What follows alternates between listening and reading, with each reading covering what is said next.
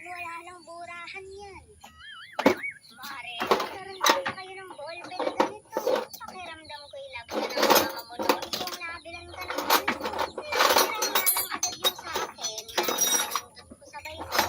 Aminin, ginawa ko rin yun noon.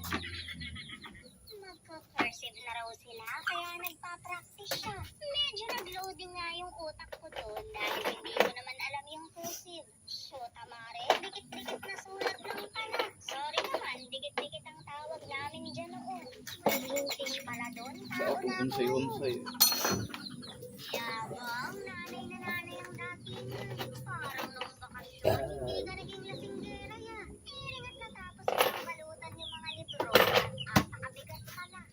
Taraw. Ganyan din naman last year. Kaya naman bumili na ako ng lalagyan para madali na lang bitbitin.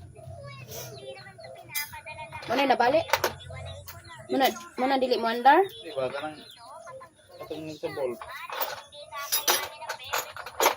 Ang hunsay-hunsay ba daw? Nya nganong gidawat na nimo? Hoy, kani ba? Hunsay-hunsay sa spark plug.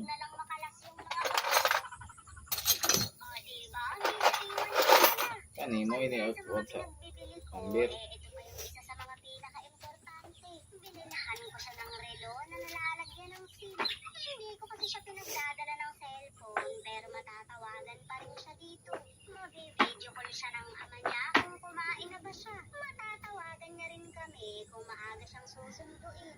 At ang pinaka-importante sa lahat, mababantayan yung location niya. Makani ba o? Kita na nasa kanya. Tumiana.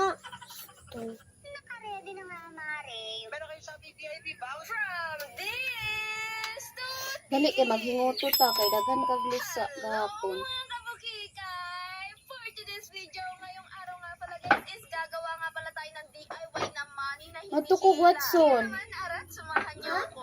Hoy, Hi guys, nagbabalik ang ating yung kabukikay na tagagawa ng buki. Pero ngayong araw, Tukog Watson. hindi tayo gagawa ng buki. Bago ko sabihin sa inyo kung ano yun at bago tayo dumako doon, syempre papakita ko muna sa inyo Yes. ang gaya ng ating I store. want to. Makikita nyo nga pala sa video ito, naglilinis yung babaeng yan kasi naman ang tagal nating hindi nalinisan yung store natin. At yung mga kalat dyan, nandyan pa rin hanggang ngayon. Kaya naman nilinis ko muna bago tayo magsimula.